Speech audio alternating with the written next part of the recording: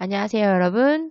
오늘도 여러분들과 함께 시험 합격을 위한 강의를 준비한 심원장입니다. 자, 오늘은 여러분들이 치매 요양 이쪽 파트를 보실 건데요.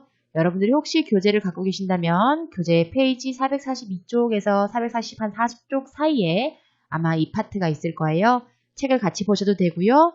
책을 보시기 어려우신 분은 강의만 들으셔도 충분합니다. 자, 수업 전에 여러분 항상 해주시는 거 구독과 좋아요, 이미 구독과 좋아요 해주신 분들은 다시 누르실 필요 없어요. 자, 수업 들어갈게요. 첫 번째, 우리 대상자들에게 식사를 지원하는 거 어떤 식으로 해드리면 좋은가? 그릇은 가급적이면 접시보다 이렇게 사발 형식이 훨씬 더 대상자들이 편해하시고요. 투명한 유리 제품보다는요, 색깔이 있는 플라스틱 제품을 좀 더 편해하세요. 왜냐면은 이 유리 그릇이 자칫 위험할 수도 있어서 그렇기도 하고요. 또 하나는 투명한 제품이 그릇이라는 느낌을 덜 드릴 수 있기 때문에요. 색깔이 있는 제품을 사용하게 된다라고 보시면 될 것 같아요. 졸려하시거나 초조해하시는 경우는 식사를 억지로 제공하진 않고요. 약간 무거운 숟가락을 쥐어드려서요. 숟가락을 내가 지금 잡고 있다라는 사실을 잊지 않도록 도와주시는 것도 식사 지원을 할 때 도움이 되는 사안이라고 할 수 있겠습니다. 구강위생 파트는요. 이 치약을 사실상 대상자들이 잘 몰라서 그냥 먹을 수도 있어요. 우리가 이식증이라고 했죠. 치약이 음식인지 아닌지 구분이 안 가서 드실 수도 있기 때문에요. 사실상 삼켜도 상관없는 그런 흔히 어린이용이라고 하는데 꼭 어린이용이 아니더라도 요즘에는 좋은 치약들이 많이 나오니까요. 삼켜도 상관없는 그런 안전한 치약을 사용해 주시면 좋고요. 치아가 없는 치매 대상자 같은 경우는요. 식후에 차를 마시도록 도와드리는 것도 이 구강위생에 도움이 됩니다. 양치질을 거부하시는 분들에게는요. 물치약 또는 생리식염수로 입안을 헹궈내는 거를 알려드리는 것도 좋아요. 변실금이 있는 치매 대상자들의 우리가 보호는 어떻게 해야 될까? 뒤처리 방법은요. 손 동작으로 보여드려서 스스로 처리하도록 하는 방법이 제일 좋아요. 대상자들이 우리가 닦아드리고 하는 거를 자연스럽게 받아들이면 좋겠지만 일부 치매 대상자들은 우리가 이렇게 신체 접촉을 하는 걸 불편해 하실 수도 있거든요. 그런 과정을 봤을 때 이 배변은 굉장히 개인적인 공간에서 개인적으로 이루어지는 일들이잖아요. 그래서 그런 부분들을 존중해주면서 스스로 처리할 수 있도록 도와주시면 좋겠습니다. 자, 그 다음 거를 넘어가서요. 다양한 문제 행동에 대한 대처 방법인데요. 하나씩 한번 보도록 할게요. 옷을 입는 거를 대상자가 싫어한다라고 하신다면요. 시간이 다소 지체되더라도 우리가 좀 기다려드리는 거예요. 그리고 반복적으로 자꾸 같은 질문을 하세요. 그래, 시장은 갔다 왔고, 그래, 장은 갔다 왔고, 그래, 장은 갔다 왔고, 또 계속 같은 말씀을 하신다는 거죠. 이럴 때마다 우리가 물론 이 대상자분이 딱 그 장에 갔다 왔는지 궁금해서 물어보는 걸 수도 있고요. 아니면은 그냥 원래 반복적으로 자기가 이러한 반복된 질문을 하는 줄 모르고 하시는 경우들이 있어요. 그럴 때는요, 자꾸 새로운 관심을 새로운 곳으로 좀 돌려주시면요, 훨씬 더 수월하게 대상자들을 돌보실 수 있습니다. 밥을 먹었는데 또 달라고 할 때는 어떻게 하느냐? 지금 우리가 식사를 준비하고 있으니 잠시만 기다려달라고 하는 거예요. 그런데 또 10분 뒤에 또 와서 네가 나를 굶겨 지길 삼이냐? 밥 좀 달라고 또 그러시면은 아주 약간의 간식을 드려서요. 대상자가 뭔가를 먹는다라는 느낌을 주시는 것도 또 하나의 방법이 될 수 있겠죠. 일단은 우리가 시험에서 나온다는 파트는요. 우리가 식사를 준비하고 있으니 잠시 기다려달라고 한다가 적당한 답변이라고 할 수 있겠습니다. 밤에 잠을 자지 않고 돌아다니는 어르신들은 어떻게 해야 되는가? 이 밤에 잠을 자지 않고 어르신들이 돌아다니는 경우는 대부분이 낮에 계속 조는 경우가 많아요. 그래서 그런 경우들이 많기 때문에요. 가급적 낮에는요. 말을 걸어서 자꾸 자극을 주시는 거예요. 혹은 산책을 같이 나간다던가 야외 활동을 통해서 이런 신선한 공기를 접하게 해드리면요. 대상자가 낮 시간에 졸음이 오는 것을 좀 방지할 수가 있습니다. 다양한 문제 행동에 대한 대처 방법으로 또 다른 거는요. 음식이 없는데도 음식 냄새를 맡거나 물체를 잡으려고 하는 거예요. 이게 환시가 보인다던가 환청이 들린다던가 할 때 이러한 행동을 하시는데요. 이렇게 계속 음식 냄새를 맡고 다니신다던가 아니면 없는 물건을 자꾸 잡으려고 한다던가 혹은 바퀴벌레가 자꾸 기어와서 내 몸에 온다던가 이런 말씀을 하신다면요. 우리가 보고 들은 것에 대해서 부정할 것이나 다투지 않고요. 아, 대상자가 지금 이러한 상황에 있구나라는 거를 인지하셔야 된다는 거예요. 혹은 우리가 보고해야 되는 상황들은 즉각적으로 센터장과 관리 책임자에게 보고하셔야 되죠. 환시라든지 이런 현상이 나타났다. 또 이게 심해졌다라고 하신다면요. 꼭 관리 책임자한테 보고를 하셔야 됩니다. 그래서 다른 약물을 드시게 한다던가 이러한 의료진을 만나게 해주셔야 된다라는 거죠. 자신이 물건을 훔쳐갔다고 의심할 때 우리 이런 경우는 사실 재가 요양이나 시설 요양이나 치매 대상자들을 돌볼 때 굉장히 많이 겪게 되는 일 중에 하나죠. 의심하는 것을 부정하거나 설득하려고 하지 말고요. 함께 찾아보는 게 도움이 돼요.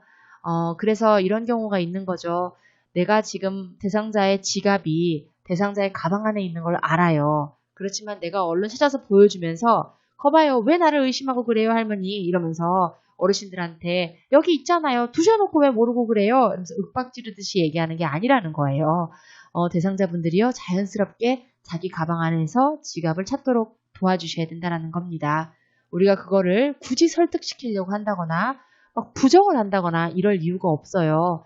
이게 지금 잘못된 건 줄 알았다면은 치매 대상자가 아니겠죠. 그쵸?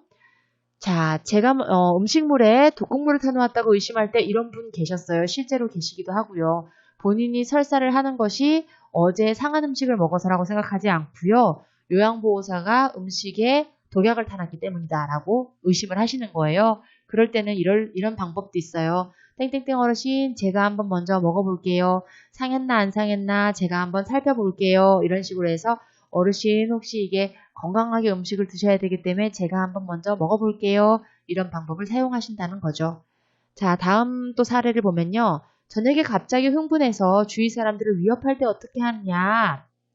자, 혹시 그런 분들을 여러분들은 만나실 일이 정말 없을 거예요. 그런데 오랫동안 경험을 하다 보니 저는 이런 경험이 있어요. 칼을 대상자가 들고 우리 요양보호사를 위협할 때가 있었어요. 근데 진짜 이분이 위협을 하려고 위협을 하는 게 아니고 이게 정말 위험한 물건이라고 들고 생각하고 위협을 한 게 아니에요. 그럴 때는요. 자극하지 말고요. 조용한 장소에서 대상자가 좀 쉴 수 있도록 도와주고요. 그리고 이제 만일 끊임없이 이렇게 난폭한 발작을 한다거나 하는 경우라면 의료진과 상의를 하시겠지만 그게 아니라면요. 가급적 이 신체적 구속은 사용하지 않습니다. 만일 공동으로 생활하는 곳에서 대상자가 이렇게 정말 이런 위협을 느끼게 할 정도로 위험한 행동을 하신다면은 물론 관리 책임자나 그리고 가족분들에게 상의를 하셔야겠죠. 파괴적인 행동, 난폭한 행동은 질병 초기에 나타나서 보통 수개월 이내에 사라지는데요. 만일 이 시기에 선생님들께서 이 신체적 구속을 임의적으로 하신다면요. 인권이 침해된 현상이라고 봐질 수가 있기 때문에요. 역시나 불필요한 신체적인 구속은 피합니다. 파괴적인 행동은 고집스러움이나 심술을 부리는 의도가 아니라요. 치매 증상임을 인지해야 돼요. 내가 하고 싶어서 하는 게 아니라는 거죠. 그렇죠? 이게 자연스럽게 치매라는 병이 이게 독한 병이라 이 병이 나를 이렇게 바꿀 수 있다는 거 여러분들이 좀 이해를 좀 해주셔야 됩니다. 부적절한 성적 행동을 하신다고 보세요. 계속 팬티 안에 손을 집어넣는다던가 생식기를 계속 만진다던가 하는 행동을 하셨을 때 우리가 단호한 말을 사용해서 제지를 하는데 성행위를 계속 하시려는 모습을 보일 때 이럴 때는 단호한 말을 사용하죠. 그런데 그냥 대상자가 계속 자신의 성기를 만진다거나 이런 일이 있었다면은 이게 혹시 의복이 불편한 건 아닌지 사타구니 주변이 간지러운 건 아닌지 혹시 항문이 옆에 이렇게 피부적인 염증이 생긴 건 아닌지 이런 걸 살펴봐 주셔야 된다는 거예요. 실제로 의복이 끼어서 자꾸 사타구니 사이에 손을 넣는 경우들도 있거든요. 그래서 이런 부적절한 성적 행동이 있을 때 혹은 이런 대소변의 욕구가 있어서 그런 건 아닌지 등등을 우리 요양보호 선생님들이 잘 살펴봐 주셔야 됩니다. 자, 그리고 치매 대상자들 얘기가 나오면요. 이 석양증후군이 나오는데요. 낮에는 괜찮아요. 우리 낮에 공무원분들이, 우리 공단분들이죠. 우리 어르신 댁에 방문하면요. 어르신들이 말짱해요. 그러시다가 또 저녁 시간이 되면은 갑자기 충동적인 행동을 하신단 말이에요. 우리가 이런 거를요. 석양증후군이라고 해요. 이런 분들에게는 좋아하는 소일거리를 주거나 애완동물과 함께 즐거운 시간을 갖게 하는 거 도움이 될 수 있고요.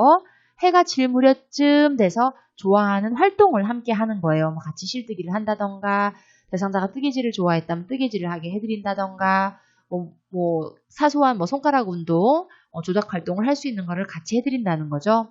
대상자가 좋아하는 소일거리를 준다. 낮 시간에 움직이거나 활동을 하게 하고 밖으로 데려가서 산책을 같이 한다. 혹은 숙면에 도움이 될 수 있도록 따뜻한 음료수나 음악 듣기 등을 할 수 있도록 도와드린다던가, TV를 켜놓거나 조명을 좀 밝게 해서요. 이러한 충동적인 행동을 하는 그러한 느낌을 조금 줄여주실 수 있겠습니다. 의사소통의 기본 원칙으로는 대상자의 신체적인 상태를 파악하고 대상자를 존중하는 태도와 관심을 갖고 대상자의 속도에 맞추고 대상자가 이해할 수 있도록 말해주고 그리고 아이 다루듯이 하지 않고 반복적으로 설명해주고 인격적으로 대해주고 그리고 대상자의 비언어적 표현 방법을 관찰해준다라는 게 있어요. 사실상 이 치매 대상자의 의사소통의 기본 원칙은 어렵지 않아요. 그쵸? 우리가 신체 상태를 파악하고 존중하고 이해하고 속도에 맞추고 유아 다루듯이 하지 않고 반복적으로 이해하고 인격적으로 대하고 비언어적 표현 방법을 잘 관찰해주는 거 한 번 더 읽어드렸습니다. 자, 이렇게 해서요. 선생님들 치매 요양보호에 대해서 어렵진 않지만 간단하게 정리해봐드렸어요. 이 치매 요양보호는 우리가 충분히 상식적으로 문제를 풀어낼 수 있는 부분들이기 때문에요. 제가 문제풀이를 하면서 또 같이 한번 살펴봐 드리도록 하겠습니다. 오늘도 영상 끝까지 봐주셔서 너무너무 감사드립니다.